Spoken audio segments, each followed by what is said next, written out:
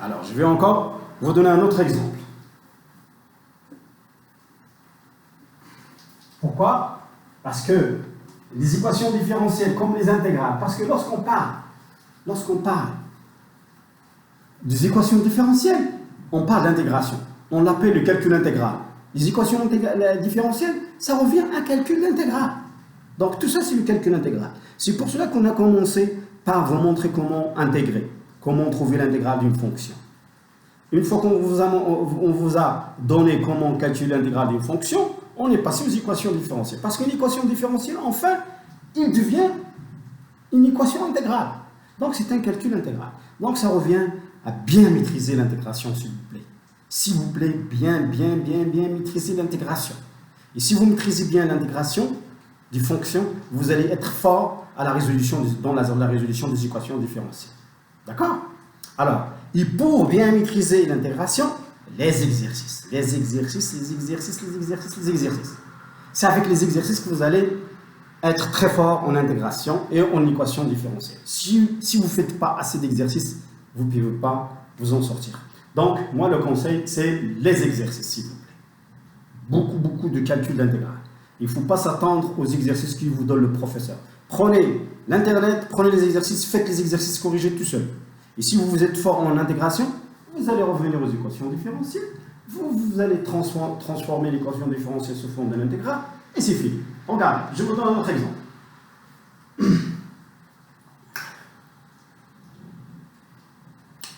Alors, je ne sais pas, 2t, y' de t, moins y de t, moins y de t, plus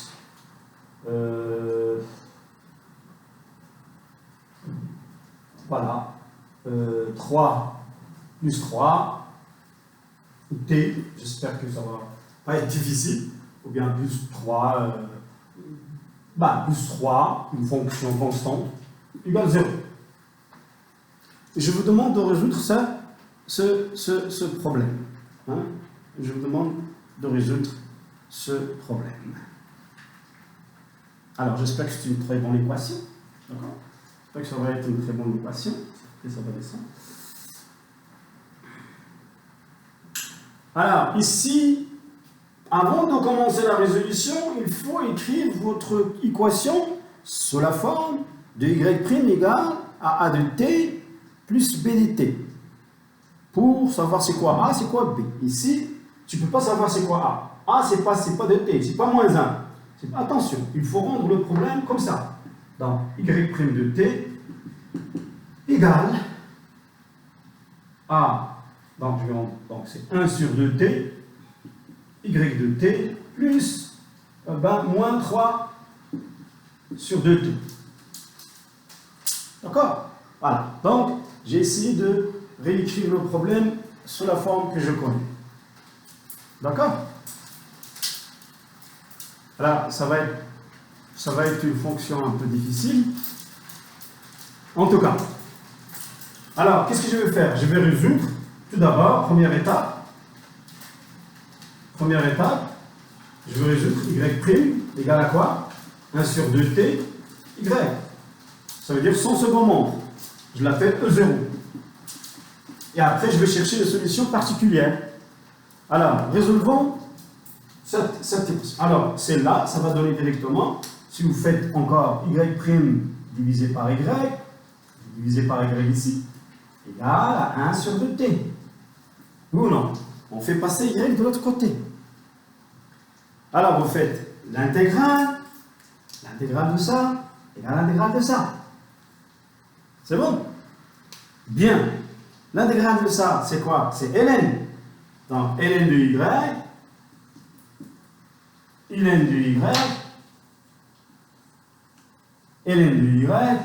égale à... Donc, l'intégrale c'est ln est égale à l'intégrale de 1 sur 2t. dt. Bien. Et bien sûr, je fais l'exponentielle.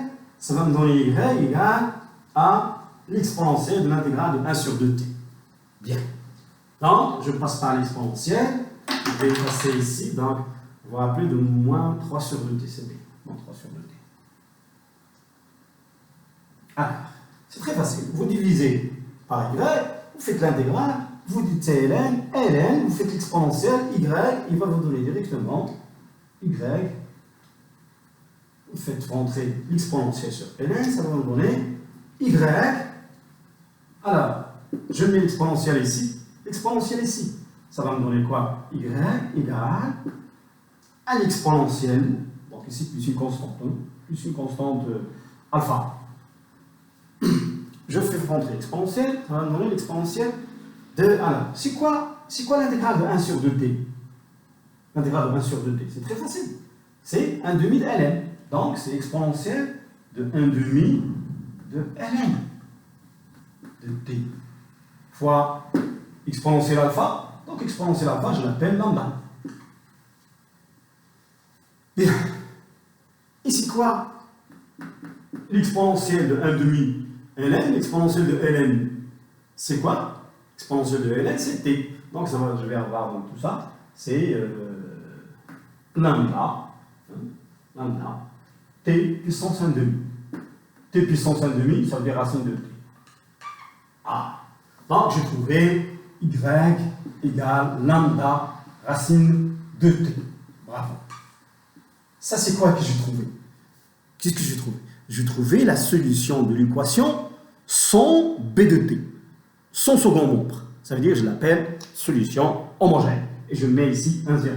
Pourquoi? J'ai trouvé la solution homogène. Ça, c'est la solution homogène avec lambda. Lambda une constante. D'accord? Lambda une constante. Attention. Lambda, pour l'instant, est une constante. Maintenant, c'est pas fini. Je vais chercher la solution particulière. Pour chercher la solution particulière, qu'est-ce que je vais faire? Je vais varier la constante lambda. Ça veut dire lambda va devenir lambda de t. Lambda va devenir lambda de t. Donc, solution particulière, yp, je vais la chercher sous forme de lambda de t. Lambda devient lambda de t, racine de t.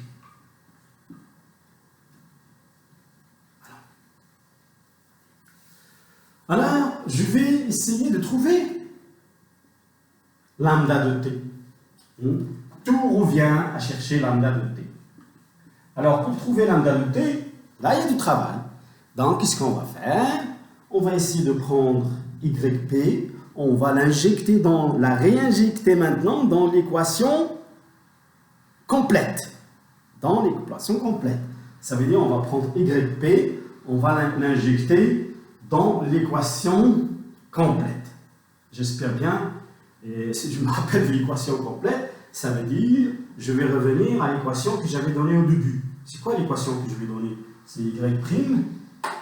Je vais l'injecter dans l'équation, plus le feutre, je vais l'injecter dans l'équation de début. Voilà. Donc l'équation de début, c'est quoi? C'est y' de t égale, je vais rappeler, à 1 sur, c'est ça, 1 sur 2t, c'est ça? 1 sur 2t y de t moins 1 sur 3t. C'est bien ça? Moins 1 sur 3t. Moins 3 sur le t. Je ne me rappelle pas c'était quoi l'équation. Oh, je l'ai effacée. L'équation que j'avais donnée au début. J'avais donné 2y',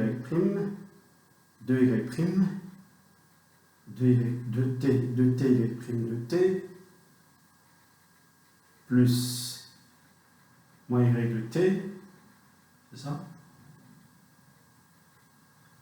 Plus 3t, plus 3, c'est ça, 1 sur 3. J'espère que c'est ça. C'est ça l'équation de début, c'est l'équation générale. Je vais en prendre ma fonction, je vais l'intégrer, donc je vais la placer dans cette équation.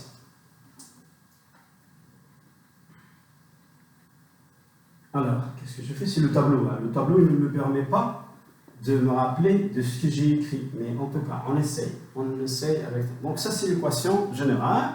Je place. Donc, je dérive quoi? Je dérive l'équation que je viens de trouver. Ça veut dire lambda de t, racine de t. t puissance 1,5, je la dérive. Je dis égal à 1 sur 2t y de t. Donc je remplace y de t par sa valeur, c'est-à-dire lambda de t, t puissance 1,5. Et je vais remplacer ici, moins 1 sur 3t. J'espère que je n'ai pas raté mon... Bien, je dérive. Ce qui va en dire, je cherche lambda. Hein. Je dérive maintenant. Donc maintenant, je peux effacer ça. Je dérive. Alors, lambda t, donc ça c'est lambda prime t, hein, fois t puissance 1,5, plus lambda de t, la dérivée de t puissance 1,5, c'est quoi? C'est la dérivée de t puissance 1,5, c'est 1,5 t puissance 1,5 moins 1.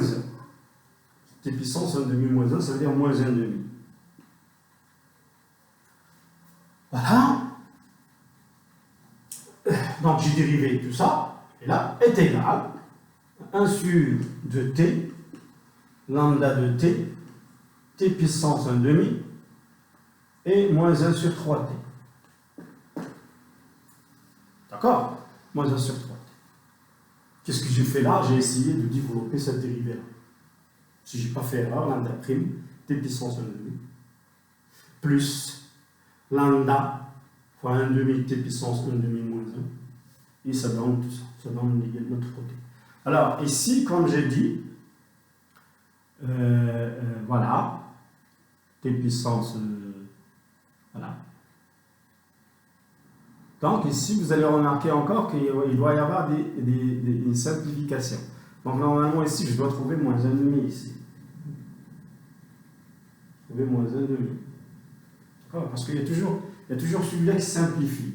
Donc c'est comme, alors, voilà, donc ma dérivée, 1,5 moins 1, c'est moins 1,5, et lambda t puissance 1,5. Donc je vais avoir ici normalement t puissance 1,5, dérivée de t puissance 1,5. Sûrement il y a quelque chose que j'ai oublié, donc c'est t puissance 1,5 que je dois avoir ici. Lambda t, racine de t, c'est t puissance 1,5. Alors ici, ça doit être t puissance moins 1,5 ici. Donc, je simplifie. D'accord?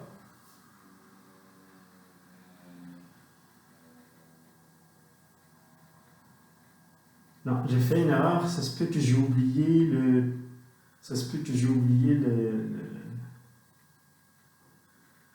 Je commence à oublier les équations. Alors, je vais essayer de corriger un peu mes équations. Sûrement, j'ai oublié mes équations. D'accord?